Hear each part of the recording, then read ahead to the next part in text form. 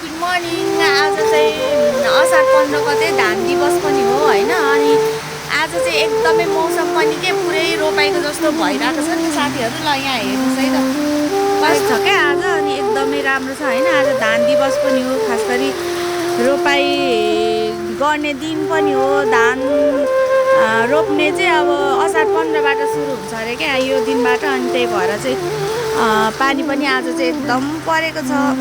त्यही भएर म चाहिँ यही धान दिवसको बारेमा चाहिँ म एउटा मेरो छोरीलाई चाहिँ म प्रश्न सोध्न जाँदैछु होइन। मेरो छोरीले चाहिँ कतिसम्म बुझेको छ यो धान दिवसको बारेमा, अनि दही चिउरा चाहिँ किन यही दिन खाइन्छ भन्ने कुराहरू चाहिँ म सोध्छु के भन्छ है त मेरो नानीले। अब कस्तो प्रश्नको उत्तर दिन्छन् होइन।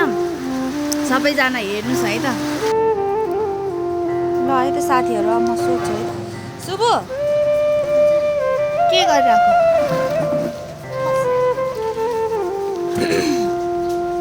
आज चाहिँ होइन असार 15 गते किन धान दिवस मनाइन्छ र किन भनिएको हो?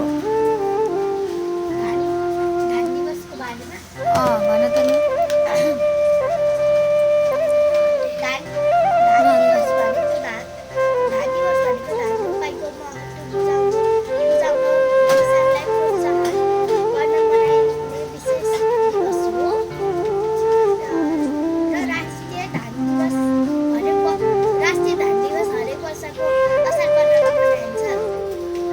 अनि यही दिन चाहिँ किन दही चिउरा खाइन्छ त?